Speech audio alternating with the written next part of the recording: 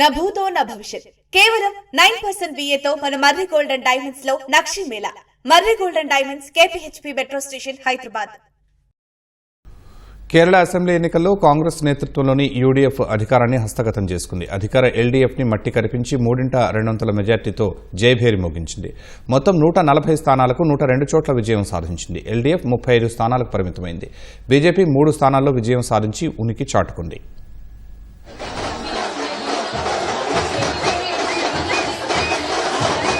కేరళలో కాంగ్రెస్ నేతృత్వంలోని యూడీఎఫ్ విజయ దుందుబి మోగించింది. Majority mark 71 స్థానాలు కాగా ఆ కూటమి ఏకంగా సెంచరీ కొట్టింది. మొత్తం 102 సీట్లలో జయభేరి మోగించింది. వరుసగా 10 ఏళ్ల పాటు అధికారంలో ఉన్న ఎల్డీఎఫ్ ఘోర పరాజయం మూటగట్టుకుంది. ఎల్డీఎఫ్ 35 స్థానాలకు పరిమితమయ్యింది. బీజేపీ 3 చోట్ల విజయం సాధించింది. కాంగ్రెస్ కీలక నేతలు గెలుపొందారు.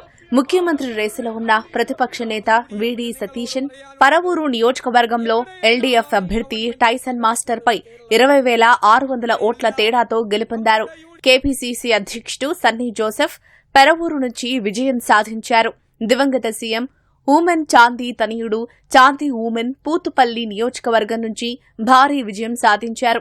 తన ప్రత్యర్థి ఎల్డీఎఫ్ అభ్యర్థి కేఎం రాధాకృష్ణన్పై 52,907 ఓట్ల మెజారిటీతో ఘన విజయం సాధించారు.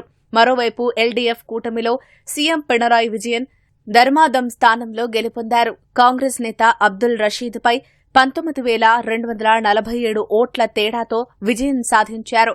కేరళలో తొలిసారి ఖాతా తెరిచిన బీజేపీ నెమం, కజకూట్టం, చాతనూర్ స్థానాల్లో పాగా వేసింది. కేరళ బీజేపీ అధ్యక్షుడు రాజీవ్ చంద్రశేఖర్ నెమంలో విజయం సాధించారు. ఎల్డీఎఫ్ అభ్యర్థి శివన్ కుట్టిపై 4,978 ఓట్ల తేడాతో గెలుపొందారు. కజకూట్టంలో కేంద్ర మాజీ మంత్రి వి మురళీధరన్ గెలుపొందారు. ఎల్డీఎఫ్ అభ్యర్థి సురేంద్రన్పై 428 ఓట్ల స్వల్ప మెజారిటీతో విజయం సాధించారు. కేరళ అసెంబ్లీ ఎన్నికల్లో కాంగ్రెస్ నేతృత్వంలోని యూడీఎఫ్ విజయం సాధించడంతో ఆ పార్టీ కార్యకర్తలు, నేతలు సంబరాలు చేసుకున్నారు.